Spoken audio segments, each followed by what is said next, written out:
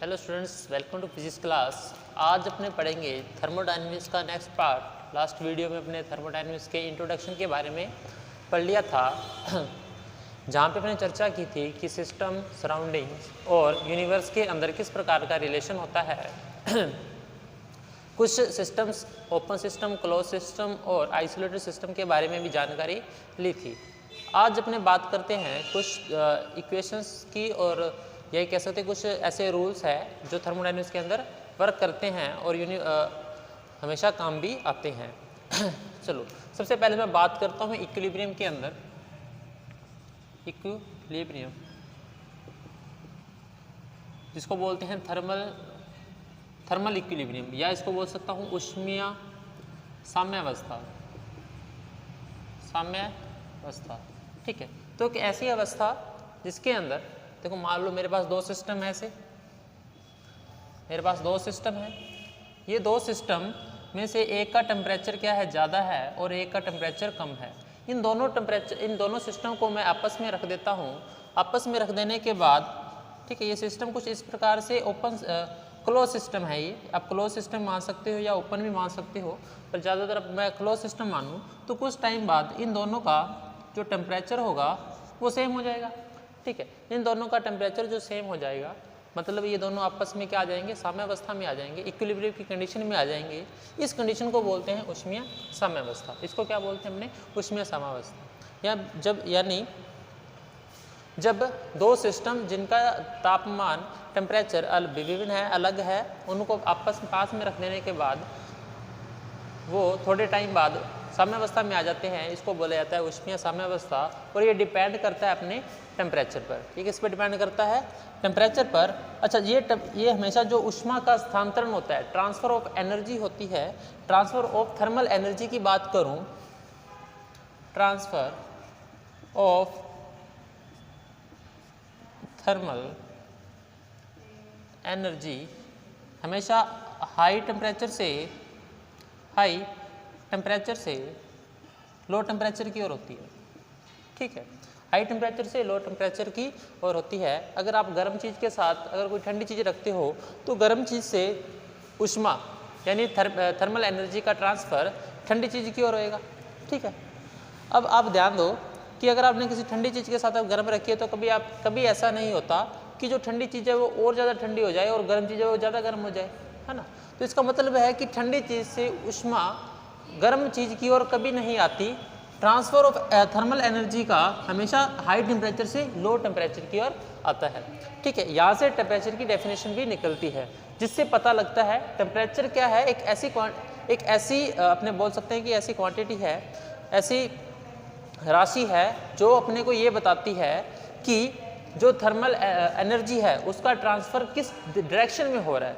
ठीक है, तो बात कर सकते हैं कि जो टेम्परेचर है अपने पास, ये अपने पास क्या है, एक ऐसी क्वांटिटी है, भौतिक राशि है, एक ऐसी भौतिक राशि है जो कि अपने को बताती है कि थर्मल एनर्जी का ट्रांसफ़र किस डायरेक्शन में हो रहा है। तो वो क्वांटिटी अपने पास थर्मल टेम्परेचर है अपने पास। ठीक है, अब मैं बात करता हूँ इसके 0th लॉ की। ठीक है, अब मैं बात करता हूँ इसको 0th लॉ की।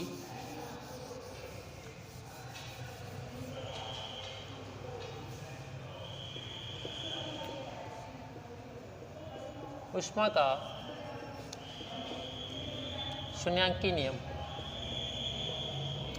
ठीक है, 0th लॉ ऑफ हीट। अब देखो, इसमें क्या है कि मैं 3 सिस्टम लेता हूँ। पहले मैं कोई 2 सिस्टम मानता हूँ। एक ए सिस्टम है अपने पास और ये बी सिस्टम है। ए सिस्टम और बी सिस्टम का टेम्परेचर अलग अलग है, यानी एक का टेम्परेचर अलग है और एक का टेम्परेचर अलग है। एक का ज़्यादा हो सकता है, एक का कम हो सकता है, और दोनों के बीच एक ऐसा दीवार है कि जो ऊष्मा का हस्तांतरण है इन दोनों के मध्य नहीं हो सकता। ऊष्मा का जो आदान प्रदान है, ट्रांसफ़र ऑफ थर्मल एनर्जी या हीट का क्या होगा, ट्रांसफ़र पॉसिबल नहीं है, मतलब इनका टेम्परेचर अलग अलग बना रहेगा। ठीक है, अब मैं क्या करता हूँ कि एक दूसरा सिस्टम सी, जिसका कुछ और टेम्परेचर है, अलग टेम्परेचर है, इन दोनों के पास में रख देता हूँ। ए का ए और सी के बीच में जो एनर्जी ट्रांसफ़र है वो पॉसिबल है और सी और बी के बीच भी एनर्जी ट्रांसफ़र पॉसिबल है। ठीक है, तो इस प्रकार से पहले मैंने दो सिस्टम लिए, उनके बीच में एक ऐसी दीवार खड़ी कर दी या ऐसे बाउंड्री लगा दी कि ए और के बी के बीच में जो transfer of heat energy possible नहीं है। लेकिन मैंने एक सिस्टम ऐसा भी रख दिया सी, जो ए और सी के बीच में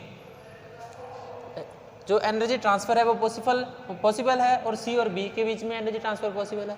अब थोड़े टाइम बाद क्या होगा कि इसको मैं क्या करता हूँ, कुछ टाइम ऐसे रखा, उसके बाद मैं इस ए सिस्टम के और बी सिस्टम के बीच में से ये वाली जो दीवार है इसको इस प्रकार से लगा देता हूँ, इस प्रकार से लगा देता हूँ। तो आप ध्यान दोगे कि जैसे मैंने दीवार हटाई थी उसके बाद ये ए और बी अपने पास साम्यावस्था में आ जाते हैं। ठीक है, साम्यावस्था में थे, ये तीनों का टेम्परेचर सेम था। ठीक है, ए और बी का टेम्परेचर यहाँ पे सेम नहीं था, लेकिन जैसे मैंने सी लगाया तो तीनों अपने पास साम्यावस्था में आ गए। ठीक है, तो इस प्रकार ऊष्मा के इस नियम को बोलते हैं शून्याङ्की नियम या जीरोथ लॉ ऑफ एनर्जी। ठीक है, जिसके अनुसार अगर विभिन्न ताप के या भिन्न भिन्न ताप के दो ऊष्मा निकाय है अपने पास, दो अपने पास थर्मल सिस्टम है, उनका ताप अलग अलग है, उनके साथ किसी अन्य ताप के निकाय को रख दिया जाता है जो दोनों के साथ क्या ऊष्मीय साम्यावस्था या ऊष्मा का आदान प्रदान कर सकते हैं। तो थोड़े समय बाद वो तीनों जो ऊष्मीय निकाय है वो इक्विलिब्रियम की कंडीशन में आ जाएंगे, साम्यावस्था की कंडीशन में आ जाएंगे, ऊष्मीय साम्यावस्था की कंडीशन में आ जाएंगे। इसको बोलते हैं zeroth law of energy, zeroth law of heat, zeroth law of heat या ऊष्मा का शून्याङ्की नियम भी इसको बोला जाता है। ठीक है, अब एक टर्म और है वो भी देख लो आप।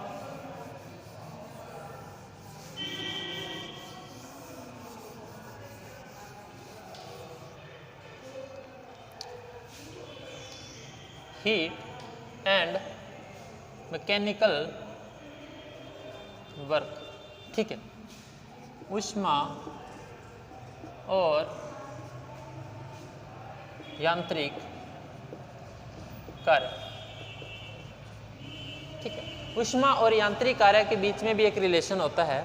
आप ध्यान दो, अगर मेरे पास एक जल है, उस वाटर को गर्म करने के दो तरीके हैं। या तो उसको मैं हीट दूं तो उसका टेम्परेचर इंक्रीज हो जाएगा, यानी उसको मैं गैस पे रख देता हूँ या किसी भी चीज़ पे रखता हूँ तो उसको मतलब हीट दे रहा हूँ मैं।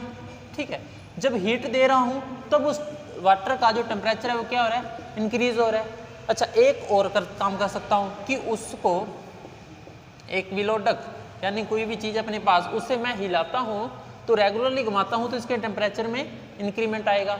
देखो, ये तो मैं हीट दे के कर रहा हूँ और ये कौन सा काम कर रहा हूँ कि मैकेनिकल वर्क के द्वारा भी मैं हीट को कर सकता हूँ। ठीक है, अगर मैं हाथों को आपस में रगड़ता हूँ तब भी एक हीट प्रोड्यूस होती है या ऊष्मा या टेम्परेचर इंक्रीज होता है। ठीक है, तो मैकेनिकल वर्क के द्वारा भी मैं यांत्रिक कार्य को ऊष्मा ऊर्जा में बदल सकता हूँ। मतलब ये भी कह सकता हूँ कि हीट है और मैकेनिकल वर्क है, दोनों ही अपने पास फॉर्म ऑफ एनर्जी है, दोनों अपने पास क्या है, फॉर्म ऑफ एनर्जी है। देखो, हीट प्रोपोर्शनल टू है वर्क।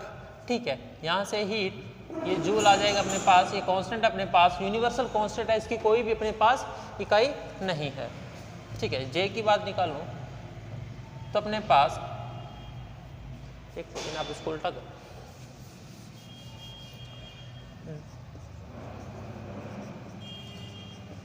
ठीक है, यहाँ से जे निकालो तो आप W/H। ठीक है, इस प्रकार से ये जूल का नियम भी बोलते हैं इसको, ये जूल ने प्रतिपादित किया था, तो